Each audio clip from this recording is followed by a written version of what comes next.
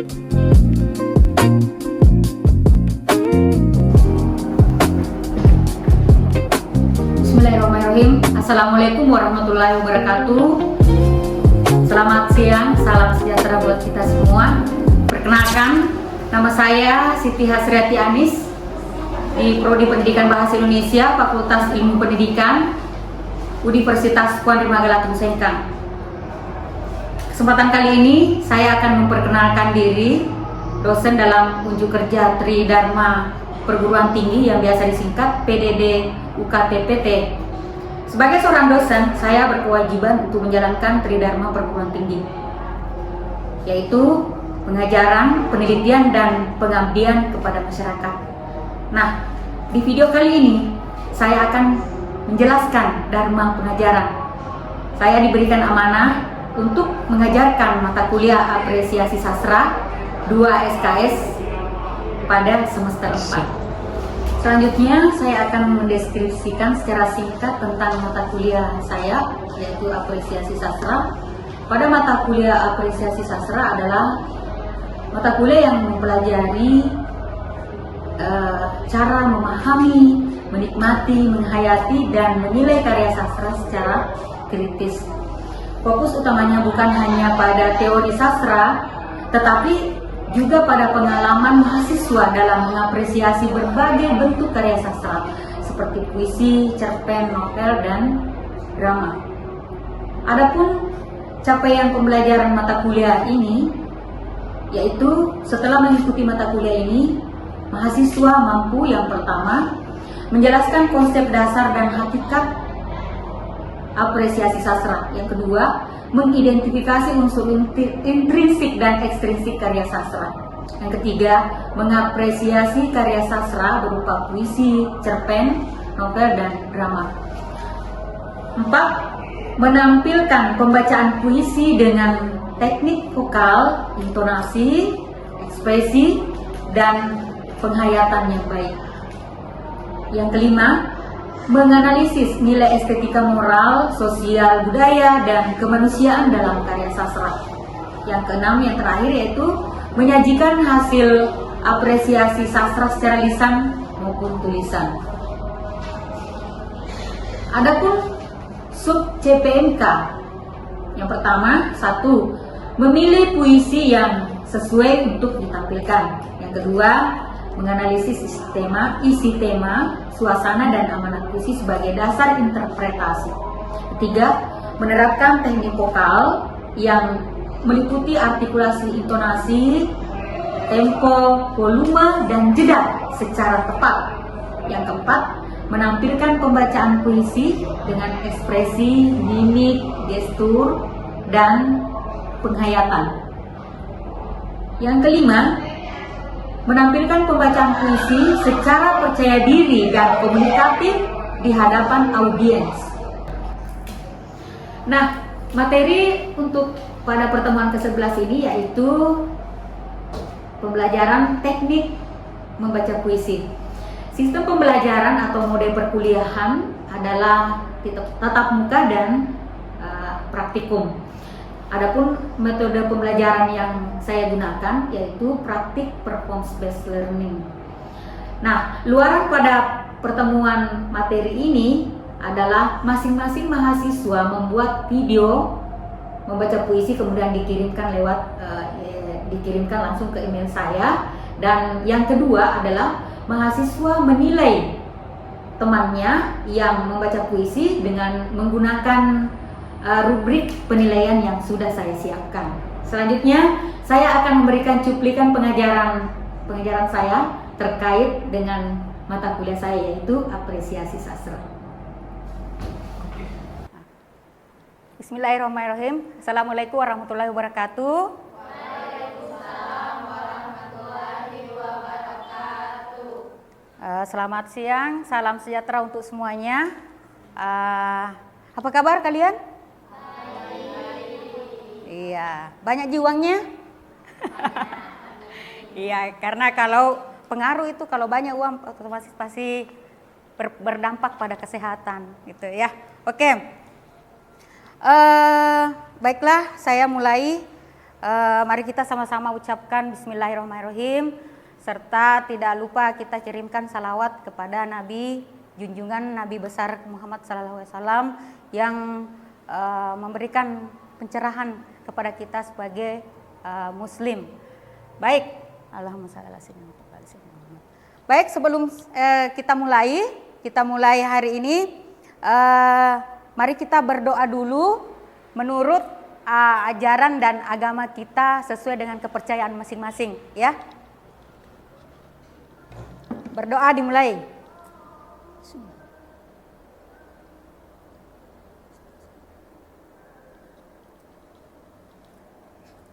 Baik.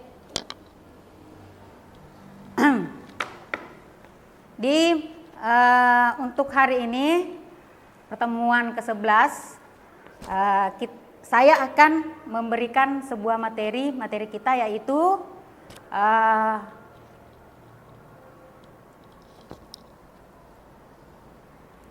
teknik membaca puisi. Nah, pekan lalu saya sudah membahas tentang bagaimana atau tata cara menilai menilai atau kriteria penilaian dalam membaca puisi. Ada yang masih ingat? Ya, Reski? Materi pekan lalu itu tentang cara penilaian pembacaan puisi.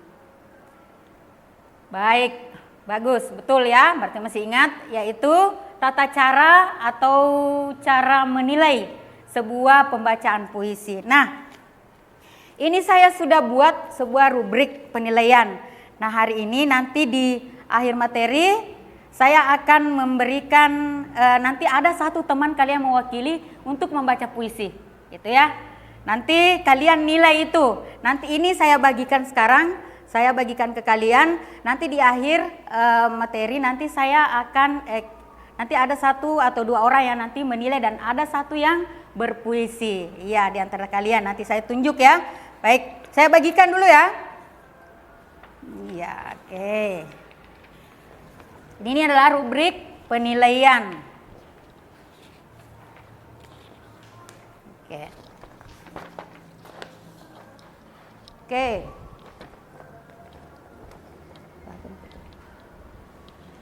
Oh ya, sini. Nah, coba perhatikan. Nah, di sini ada nama siapa namanya yang berpuisi, kemudian ada aspek penilaian. Nanti saya jelaskan apa-apa aspek penilaian itu, bagaimana caranya menilai ya kan, sudah saya jelaskan. Kemudian ada skornya, nanti diisi. Baik, simpan dulu itu, saya akan lanjutkan. Apa materi hari ini, yaitu teknik membaca puisi. Nah, teknik membaca puisi, ada nggak ya bisa mendefinisi apa itu teknik? Supaya kita bisa tahu sebetulnya apa itu teknik. Berarti ini teknik membaca puisi berarti ada aturan-aturan berarti dalam membaca puisi, ya kan? Coba siapa yang bisa? Ya.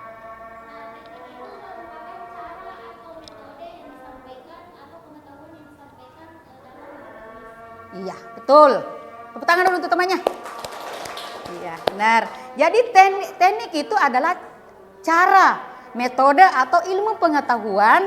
Ya, cara atau ilmu pengetahuan berarti kalau dikatakan teknik membaca puisi berarti ilmu pengetahuan atau tata cara atau metode dalam membaca puisi. Jadi kita tidak hanya membaca puisi, ada teknik-teknik tertentu. Apalagi misalnya kalau kita lomba ya. Lomba. Itu penting sekali teknik berpuisi. Nah, yang pertama apa saja Kak? Teknik membaca puisi itu. Satu, tentu ada persiapan dulu, persiapan membaca puisi. Nah, persiapan di sini persiapan apa saja gitu ya. Berarti ada yang kita tidak langsung membaca puisi, tapi kita mempersiapkan. Apa yang kita persiapkan? Yang pertama adalah memahami. Jadi puisi yang kita mau, misalnya nih ada lomba. Ini penting, misalnya lomba itu kan ada kriteria yang dinilai. Nah, kalau kita membaca puisi, sebelum kita misalnya membacakan puisi itu harus kita pahami dulu puisinya, baca dulu puisinya secara menyeluruh, ya kan? Memahami puisi termasuk makna literal dan konotatif setiap baitnya. Apa itu makna literal? Literal dan makna konotatif. Literal itu berarti makna yang sebenarnya, kalau konotatif berarti makna simbol. Di puisi itu kan, kalau kita mengatakan makna literal, itu bunga sedang layu, berarti memang benar-benar bunga yang layu. Kalau mengatakan makna konotatif berarti kalau bunga layu berarti mungkin lagi lagi patah hati. Nah, itu adalah sebuah simbol. Oke. Lanjut. Kedua, menentukan suasana mood yang hendak dibangun. Kita baca dulu puisinya. Puisinya sepertinya sedih. Puisinya menggebu-gebu. Misalnya puisinya Hairil Anwar, Kerawang Bekasi, itu puisi apa kira-kira itu?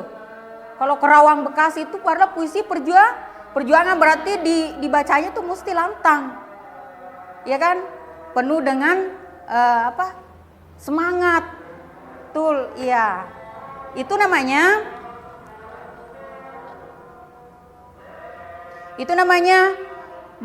menentukan suasana mood yang harus dibangun. Kemudian apakah dia gembira, apakah dia terharu atau merenung. Iya, maka itu ditentukan oleh nanti intonasi. Iya, itu nanti akan intonasi, ekspresi, mimik, itu nanti akan menentukan itu moodnya. Jadi kalau misalnya kita mengatakan saya sedih, tapi dia ketawa, berarti itu tidak menunjukkan moodnya puisi, gitu. Yang selanjutnya, memahami amanat puisi. Jadi ada makna yang kita mau sampaikan. Jadi ketika kita selesai mendengarkan puisi itu, orang yang menyimak atau mendengarkan puisi kita ada getaran semacam petuah yang mereka dapat, harus ada itu. Itu adalah makna. Dan itu bisa makna itu sampai ketika yang membaca puisi itu bisa menyampaikan, artinya menginformasikan bahwa inilah amanatnya puisi ini, gitu ya. Selanjutnya, jadi ini adalah teknik pertama ya. Jadi dibaca dulu persiapan membaca puisi, ada persiapan itu tadi, dibaca dulu, kemudian menentukan moodnya, suasananya, kemudian memahami amanat puisi. Selanjutnya teknik vokal. Biar kita berbicara saja, kalau tidak bagus vokal nanti kehabisan. Apalagi puisinya misalnya, aku rindu. Jadi tarik nafas, berarti pernapasan harus bagus. Aku rindu. Berarti kalau kita tarik nafasnya bagus, berarti itu suara kita akan terkontrol, gitu ya. Ya, tidak kecetit juga. Apa bilang orang, celik kalau dalam bahasa Bugis. Sama menyanyi kan? Kalau menyanyi tidak bagus kontrol suara, yaitu kita akan kewalahan, suara akan habis, gitu. Kemudian artikulasi. Artikulasi meliputi apa? Artikulasi itu apa? Kejelasan vokal dan konsonan. Apa tuh vokal? A, I, U. Kalau ya A, I, U, E, O. Kalau konsonan B, P. Kutunjukkan padamu oleh. Jadi jangan kutunjukkan padamu oleh. Jadi itu harus jelas konsonan ketika berpuisi. Ini kalau mau menang ya. Makanya kadang kalau kita puisi, ya kalau itu terpenuhi, ya boleh kita protes. Kalau itu semuanya tidak bagus, tidak cukup, ya maaf, ya kan? Kemudian artikulasi tadi, volume suara, makanya ada namanya itu volume suara itu penting. Apalagi kalau kita lomba tidak pakai mic kan, tidak pakai mic. Wah, suara bisa kekecilan. Makanya kita butuh sering kita olah-olah vokal dengan menggunakan, bukan menggunakan dada, bukan menggunakan perut, tapi menggunakan apa? Diafragma. Betul sekali, diafragma. Jadi beda. Kalau dada itu seperti ini. Aku. Perut kalau kita diafragma, aku. Itu dirasa getar, ada getaran di perut. Kalau diafragma, tuh ya. Oke, selanjutnya. Oke, selanjutnya ya. Teknik intonasi, ini penting. Tekanan ya. Intonasi itu tekanan. Bagaimana mengatur tempo atau kecepatan. Ada jeda-jeda di situ, ada tanda koma. Contohnya, saya paling marah. Nah, ini ada penekanan di marah karena dia marah. Ada kata yang ditegaskan gitu. Iya. Jeda. Ada jeda. Siang, malam. Rinduku, rindumu itu apa? Jeda-jeda semua dengan menggunakan titik koma itu kita pakai ya. Ya. Jangan karena itu juga bisa juga memberikan ada di dalamnya kalau misalnya kita manfaatkan jeda-jeda itu juga ada kesan di situ. Ya.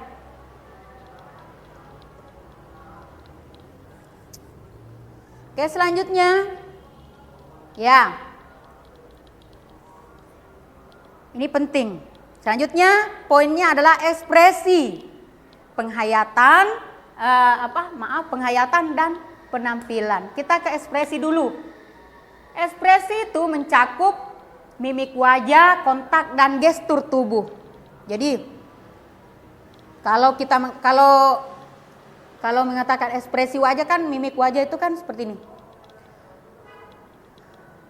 Saya perih. Itu.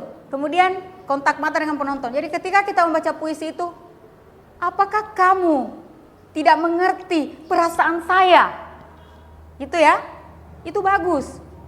Daripada kamu membuang-buang ke sana pandangan, maka itu adalah sebuah juga totalitas yang kamu bangun. Kemudian penghayatan ya. Ya itu tadi mimik, ekspresi, gestur. Jangan kalau mengatakan gestur, jangan mengatakan misalnya kayak gini. Tubuhku yang ringkih. Itu salah.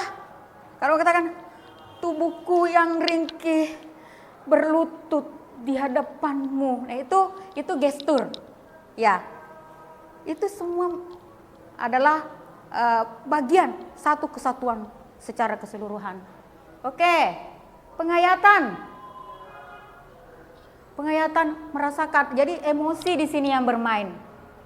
Tapi kalian juga harus menginterpretasi, ya pintar. Ini juga salah satu kecerdasan seorang pembaca puisi, harus pintar menginterpretasi sebuah kesedihan. Bulan itu dia berbicara padaku. Bulan itu, itu kan, gitu. Oke, selanjutnya adalah kostum. Nah, jangan sampai kita berpuisi terus kita memakai misalnya gaun panjang. Apakah itu cocok? Tidak ya? Jadi seharusnya, ada yang mau jawab? Seharusnya kalau misalnya anggaplah tema-tema perjuangan, berarti baju kostumnya harus apa? Pia. Baju pahlawan, baju batik itu bisa disesuaikan, gitu ya. Nah, saya kira seperti itu. Ya, sekian dan terima kasih. Nah, gini, jadi materi kita adalah apa tadi? Cara teknik membaca puisi. Jadi teknik membaca puisi itu tadi sekali lagi saya katakan, apalagi misalnya kalau kita lomba itu penting sekali kita mempelajari yang namanya teknik, menguasai teknik. Karena teknik itu kalau misalnya, makanya banyak orang gagal berpuisi. Makanya kadang-kadang kan ada orang berpuisi tapi orang marah ketawa. Ya kan? Pernah nggak mengalami? Karena kita tidak memahami tekniknya. Ya, mudah-mudahan setelah saya bahas keseluruhan teknik ini, nanti keseluruhan nanti kalian sudah benar-benar paham ya. Oh ternyata ini kesalahan saya waktu membaca puisi. Ternyata seharusnya saya tidak mengepalkan tangan, tapi saya melebarkan dada. Oh salah, gestur saya salah, gestur tubuh saya salah, gitu. Ekspresi saya salah ternyata, gitu ya. Nah, baik, sebelum saya tutup, tadi kan saya katakan bahwa di akhir nanti akan ada yang membacakan, satu mahasiswa teman kalian di antara kalian yang membacakan, nanti kalian yang menilai, yang menggunakan rubrik penilaian saya bagikan tadi. Baik, saya tunjuk siapa kira-kira yang mau baca puisi? Sophia. Silakan Sophia, baca puisi, nanti kalian menilai ya, silakan dinilai. Ya. Sophia silakan maju.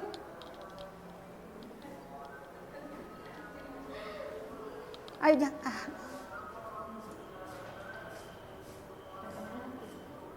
Ya. Perkenalkan. Perkenalkan, nama saya Sophia. Di sini saya akan membacakan puisi yang berjudul Rindu, karya Fadlizon. Baik. Ya ingat ya, volume suara ya, volume suara bagaimana? Itu mendukung semua. Silakan nilai ya. Ya. Rindu, karya Fadlizon. Kadang aku seperti ombak merindukan pantai, berayun di atas gelombang, menggapai dermaga, menyusupi pori-pori pasir, menghilang ke bumi tabir, dan mudik ke rumah samudra. Kadang aku seperti matahari, membijar pagi menerangi, dan pudar bersama senja. Kadang aku seperti angin, meraba ke segala ruang, mendekap seluruh dingin. Kadang aku seperti apa adanya, setia pada ritme masa, menonton pergeseran budaya. Aku punya cinta, aku peluk ketakutan, aku jaga harapan. Ingin ku bagi cinta, ku taklukkan ketakutan, ku mekarkan mawar harapan, dan ku lengkapi semua bagian cerita. Hanya untukmu. Terima kasih.